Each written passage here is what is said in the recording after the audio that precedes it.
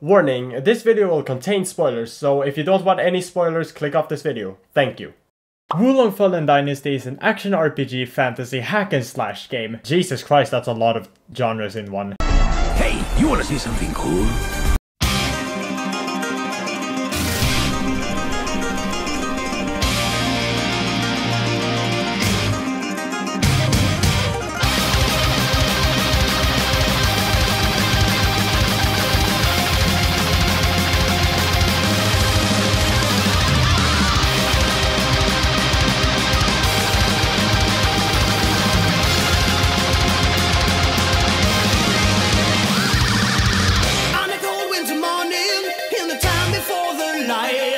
In flames of death's eternal rain, we ride towards the fight.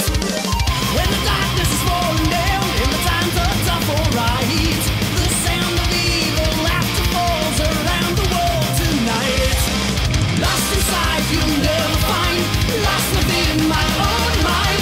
Day after day, this misery must go on. So far away, we wait for the day, for the light so wasted and gone. We feel the pain of a lifetime lost in 1,000 days. Through the fire and the flames we carry on.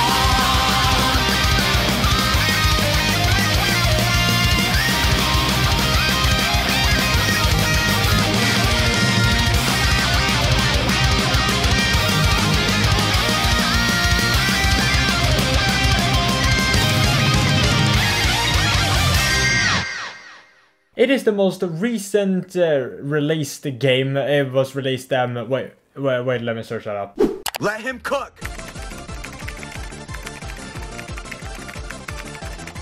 March 3rd, 2023. And why did I download this game, I hear you ask? Because I want to torture myself. No. Yes. The game takes place in ancient China, where you play as a militia soldier that's trying to fight for survival in order to stay alive, of course, because the land is ruled by the chaotic Three Kingdoms. According to Google. This is also the most recent Souls-like game that's out, like, right now. Like, the game is like Sekiro and Dark Souls combined it. I mean, like, it has like a lot of the Dark Souls mechanics and Sekiro combat, and the difficulty is Sekiro, basically.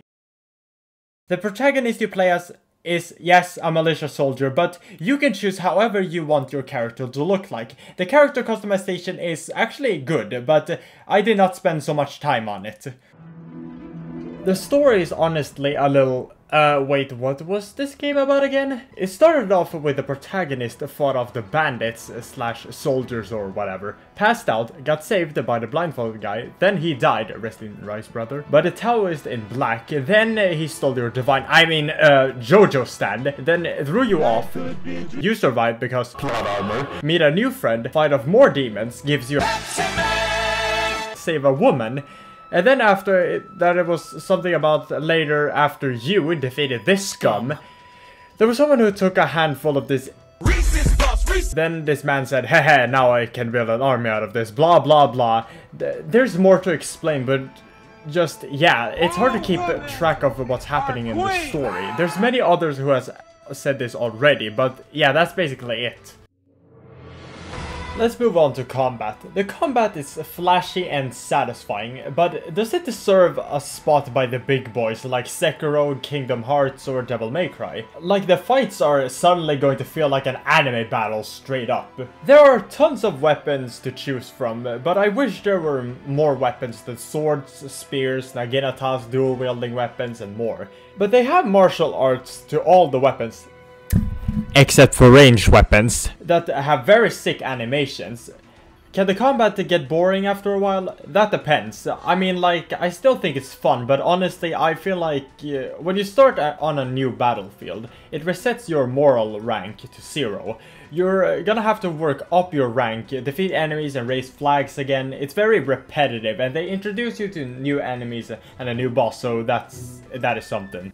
Smash. But what are these fancy things over here? Well, let me explain. The game also has wizardry spells or magic that is called the 5 phases or virtues. The elements to choose from are wood, which uses lightning magic, HP like healing spells, and how much spirit you lose. Fire, which makes you use less spirit when using martial arts and affects your spirit when attacking. Earth is for your equipment weight limit and how much spirit you gain when deflecting an attack. Perfect element for those who goes for like a heavy build. Metal affects your duration of high spirit and how much spirit that needs to be consumed in order to use a spell, and metal uses poison magic. And last but not least, water, which uses ice magic. It affects how fast an enemy can detect you and the amount of spirit consumed when you deflect. Perfect for stealth builds. You know when I talked about spirit and stuff? Yeah, I will come to that now. What is this little bar that we have here? It's called a spirit bar. This bar is very important because whichever phase you choose to put all your skills in will affect this bar. So this bar is basically yin and yang. The left side is negative and the right side is positive. You can see it goes up when you use a spell or martial art and goes down when you deflect an attack. But if you have a full negative bar and get hit, you will get stunned for like 4 or 5 seconds and then you're good to go. We gamers, we are familiar with the parry mechanic, right? Right? But the thing is that this is how a regular parry looks like in combat games. But Wulong Fallen Dynasty on the other hand, where you can literally deflect anything. Anything! And like the power to parry non-physical objects. Like I said before, the game is Sekiro difficulty and challenging. Well yeah, let's talk about the bosses, and do they play fair? Wrong! Or some fights are actually... You know what, scratch that one. There's one who uses fucking Shadow Clone Jitsu to create the doppelgangers of himself, which gives you extra enemies to fight, which makes him a bitch. Hated that fight. And of course, just like the enemies in the game, the bosses also has these bullshit ass attacks. Okay, so here's my list of almost every boss that can just go to hell. Lubu was a hard boss. Because of his powerful and heavy attacks.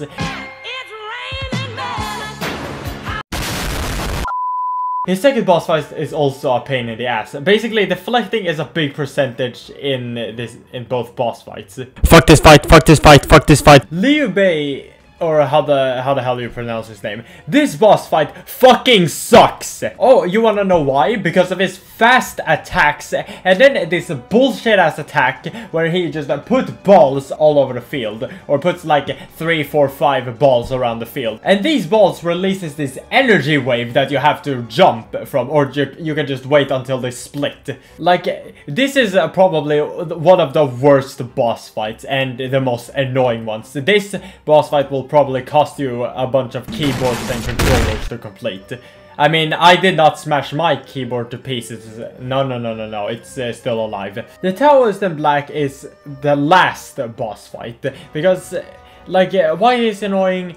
I mean, like, his first phase isn't that annoying. It depends, kinda like. He uses all the elements, all 5. And then there's this attack when he uses summon swords, like in Devil May Cry. His second phase is probably the annoying one, because... I mean, like, he's gigantic, and the hitbox is... It's hard to reach, okay? The next boss on my list is the tutorial boss, and yeah, did not think I would have this guy on my list, and this is no joke. This is the boss that I died most times at. If you watch both my live streams, then you will probably see how many times I die on this boss. I died so many times. I did not even beat him on stream. And there's a lot of people that has also been complaining about that this boss is too hard to beat. And yes, I am one of those people. And this is the only obstacle that is keeping you from progressing through the fucking story.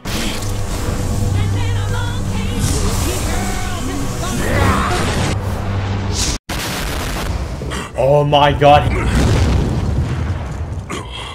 He's so big. No, I'm not doing this again.